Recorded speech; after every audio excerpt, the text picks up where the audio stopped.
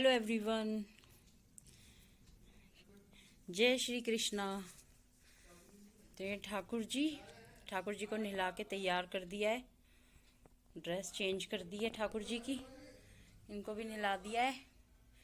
और छोटे ठाकुर जी हैं और जोत लगा दी है ठाकुर जी की।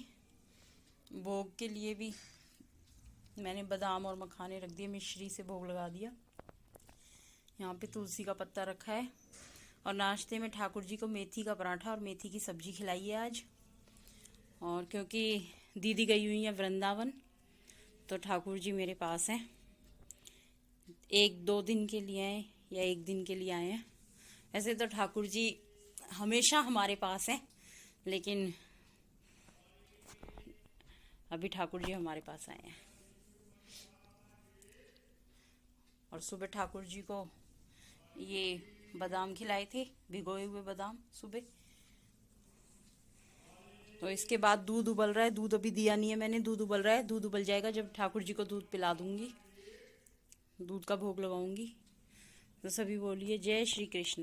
और ये ठाकुर जी का बिस्तर है। तो जी दोस्तों, सुबह के बजे हुए थे 9:30। आज ये काफ़ी देर से आई थी काम करने के लिए, इसलिए मैंने सारे घर में झाड़ू निकाल दी थी, बर्तन धो दिए थे।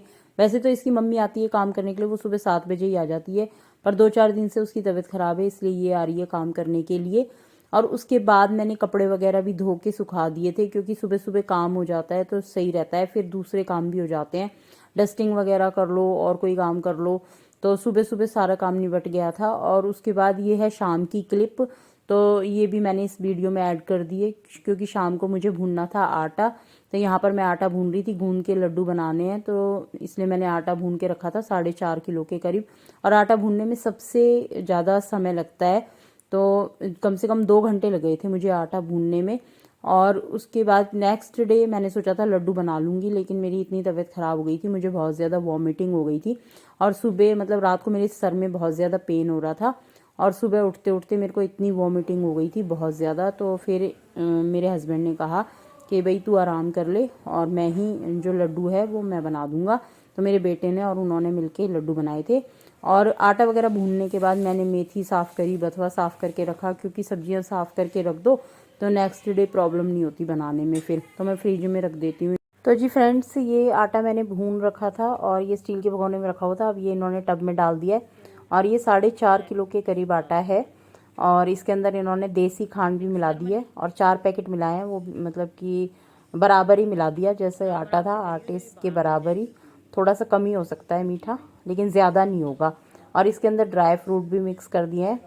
तो ड्राई फ्रूट में अभी आधे ड्राई फ्रूट मिक्स हुए हैं, आधे और होने हैं। तो ड्राई फ्रूट में थे तिल और खसखस और कमरकस था इसमें, और गोला है, मखाने हैं, काजू बादाम है, गोंद है, और खरबूजे के बीज हैं, खीरे के बीज हैं। तो ये सारे ड्राई फ्रूट इसके अंदर मिक्स किए गए हैं, और घी डलेगा बाद में।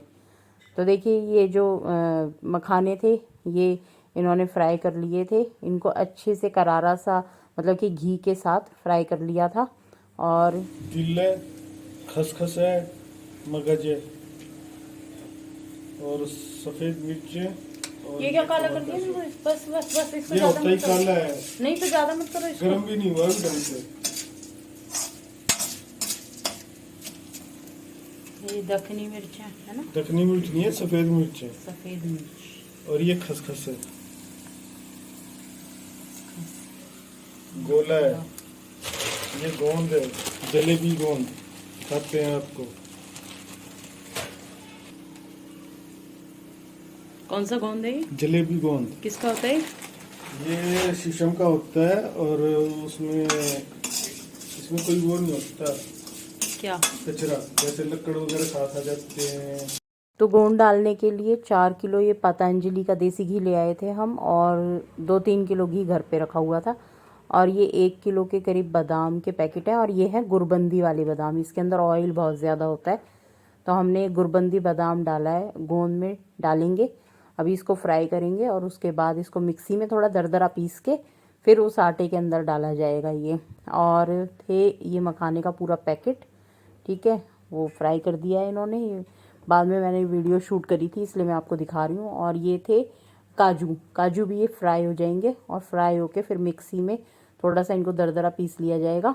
फिर ये हमारे जो आटा है उसके अंदर मिक्स कर दिए जाएंगे ड्राई फ्रूट सारे, और फिर घी डाल के लड्डू बांध दिए जाएंगे, तो लड्डू तैयार हो जाएंगे हमारे। और ये खांड का पैकेट था, ये मंगवाया था मैंने, एक बच गया था। और ये भी मंगवाया था सौंठ का पाउडर, लेकिन ये डाला नहीं, ये बच गया था। चलिए, तो लड्डू बस तैयार हो जाएंगे अब थोड़ी देर में, फिर मैं दिखा दूंगी आपको कि लड्डू कितने बन के तैयार हो चुके हैं। तो जी देखिए, ये है लड्डू और तैयार हो चुके हैं लड्डू। तो 1 महीना खा लेंगे बच्चे सर्दियों में, इससे बहुत ज़्यादा ताकत मिलती है, पूरे साल काम करते हैं ये लड्डू। एक कलम का वो सिर्फ हल्का सा निशान बच्चे किसी की अपनी जिंदगी बदल देता है। बच्चे अपनी माँ को पता नहीं क्या क्या दिलवाते हैं। तूने क्या दिया आज तक मेरे को? मेरे जन्मदिन की डेट याद नहीं तेरे को? क्या डेट है पता? 10 फरवरी। अब आ गई एकदम से याद? मेरे को याद होती है, बोलता नहीं कभी। तो क्या देगा तू मुझे? मैं आपको पेन दूंगा और जरूर दूंगा। लिखो, करो कुछ जिंदगी में, बढ़ो आगे। एक मैक की लिपस्टिक दिलवा दियो। कितने की है?